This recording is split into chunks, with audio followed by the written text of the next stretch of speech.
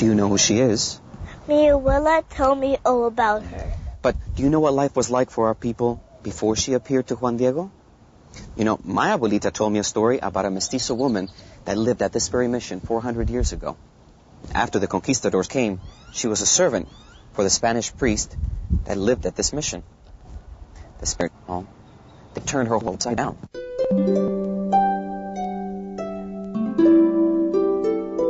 I remember my mother calling me from her window. Niña, niñita mía, ven aquí. There are few vegetables now growing in the earth.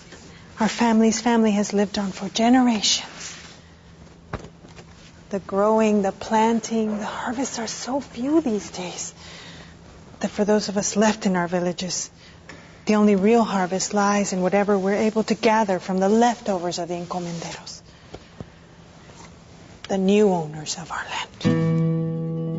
The diocese took care of us by giving us the earth to grow crops, to prosper.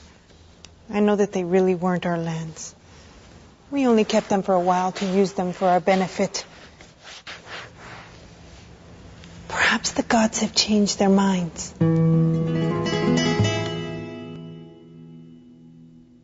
Like other Spaniards, even the priest considered the mestizos to be less than human. He thought that being sent to the New World was insulting. I started 30, 40 years ago. What an opportunity. What a place for fervent growth. No, I'm not talking about this place. I'm talking about my home, Castillas, in Spain. I could have been a bishop by now.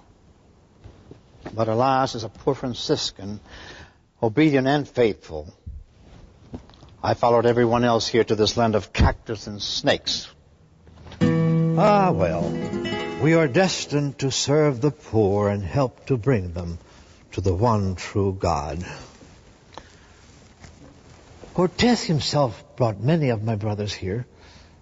It was glorious. The splendor of the Aztecs, the temples, the people, the food. It was magnificent. The conquest of New Spain. A providential blessing from the Most High. It was a spiritual conquest. It was another time.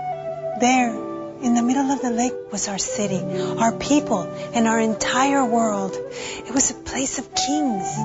It was Tenochtitlan. Naturally, the Indians welcomed us.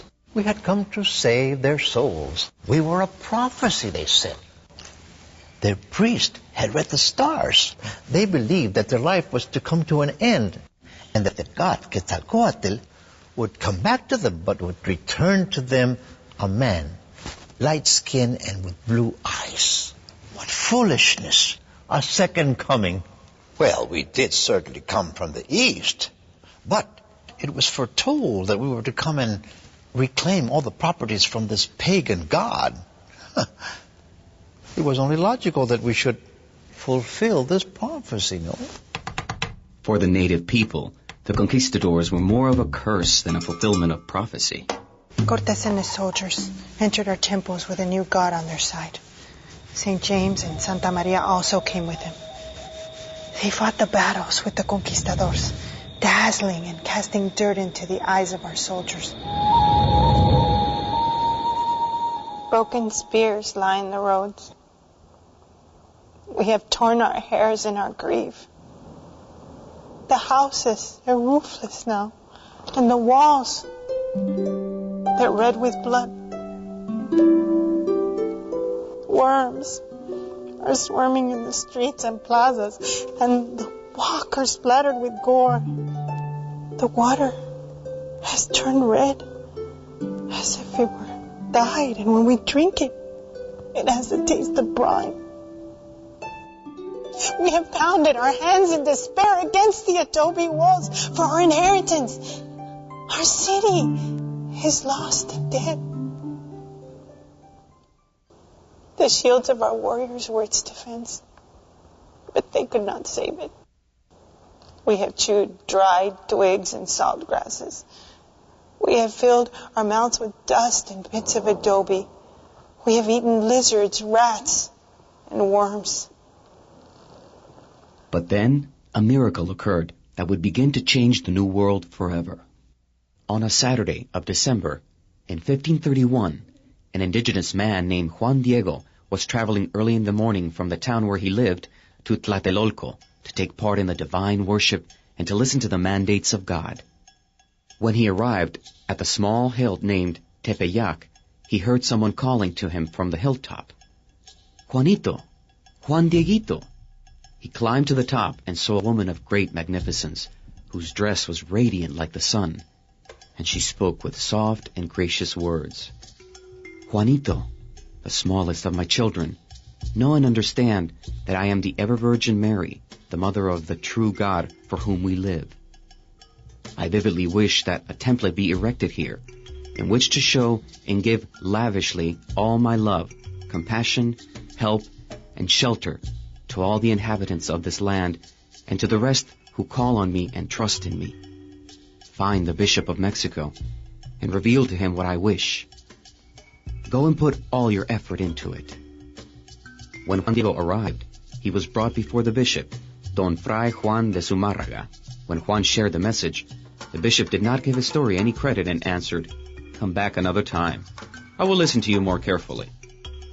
Juan Diego returned to the hilltop, where the Lady of the Heavens was waiting for him, and he replied to her, "My lady, the smallest of my daughters, my little girl, I explained your message to the bishop, but he seemed not to take it for the truth, for which I beg you to send someone more important to take your message, so he will be believed, because I am only a small man, a rope, a tiny wooden ladder, a tail end, a leaf, a nobody."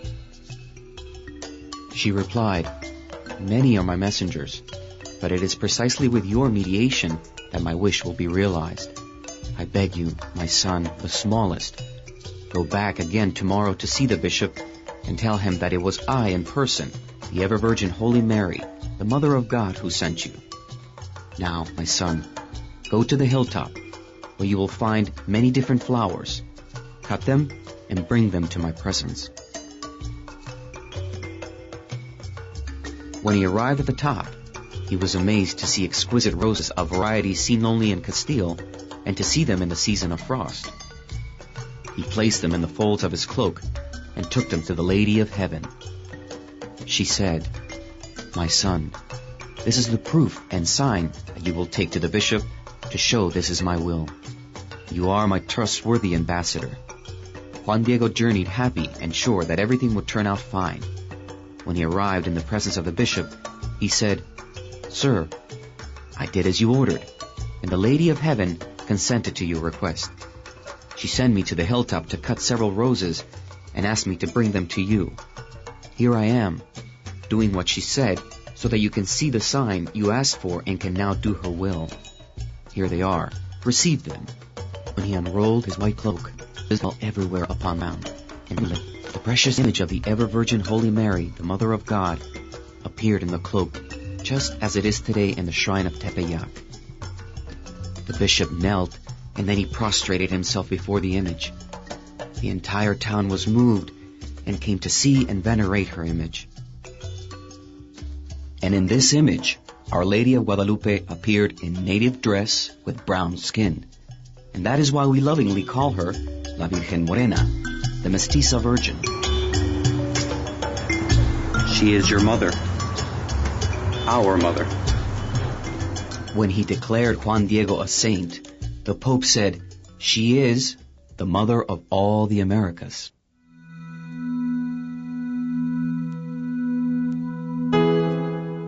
And that journey of reconciliation between all peoples is the true legacy of Juan Diego and the Mestiza Virgin, our Mother of Guadalupe.